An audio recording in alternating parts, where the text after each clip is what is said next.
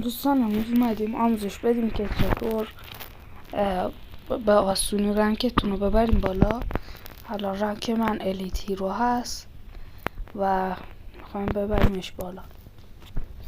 رنک رو استارت میکنیم.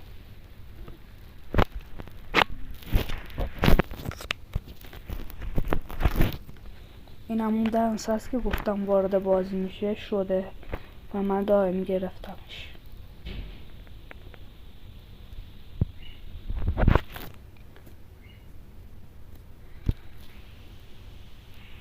یه لحظه قشنگ هم اینجا هست که با جم میتونیم بگیریدش.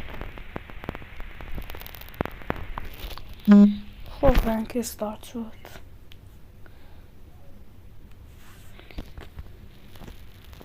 بذاریم کدوم مپ هستیم. بله مپ پیک. بهترین مپ برای به رنک اضافه کردن مپ پیکه، چون که هم یه مپ قدیمیه، همه باهاش آشنایی دارم و خیلی جاهاشم خوبه. ببینید دو مدل میتونید به رنکتون اضافه کنید. یکی اول برید تو پیک چند تا کیل بگیرید و اگه کشته شدید که بعدا میرید یا ته مپ فرود میاید یا یه جا کمپ میکنید تا 20 نفر شد. بعد که 20 نفر شد میپرید پایین. یا هم یه مدل دیگه میتونید برید توی از همون اول اون ته مپ فرود بیاین یا همون از اول مثلا کمپ کنید. ولی من خودم نظرم با این کاریه که الان میخوام انجام بدم. اول میرم توی پیک یه چند تا کیل اگه تونستم میگیرم و بعد بار دوم که آنیمه از آسمون میان پایین، بار دوم دیگه میرم یه جا ته مپ یا فرود میام یا کمپ میکنم. این مال رنک های بالاست که خیلی سخته. اگه رنکتون پایینه همون اول توی پیک فرود بیان همه رو بکشین. الیت هیرو یکی از سخت ترین رنک هاست.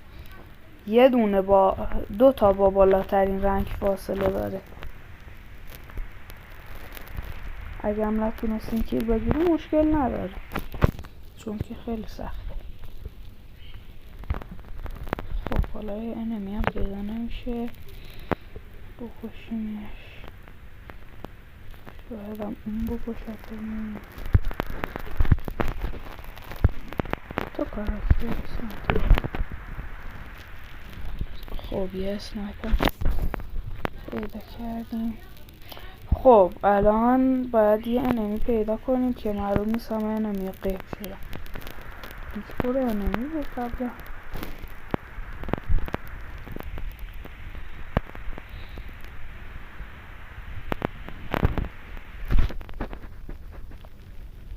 بگیریم رو هدش. هدش رو زد.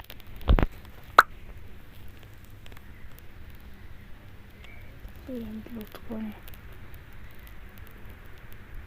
اسنایپر این بهتره.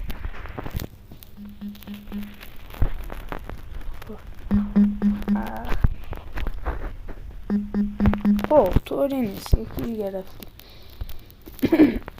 و الان که میخوایم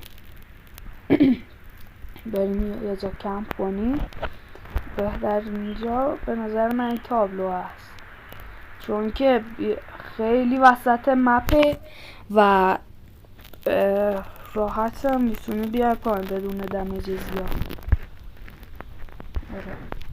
اینجا میخوابیم که کسی نتونه بزن.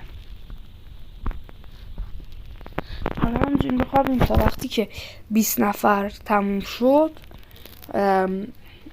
دیگه بپریم پایین. خب وقتی من فعلا ویدیو قطع میکنم تا وقتی که تعداد به 20 نفر رسید دوباره میام چون که شما هم وقتتون از سر راه نبردید. خب فعلا بای.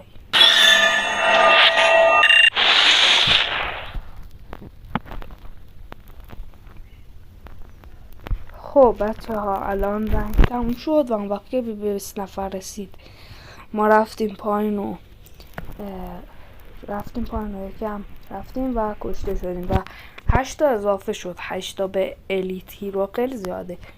یعنی مثلا مثل براتون بگم مثل 25 تای دایمنده، مثل 25 تای نمیدونم مثلا آره دیگه دایمند آیوی مثل 25 تای. خب فعلا خداحافظ.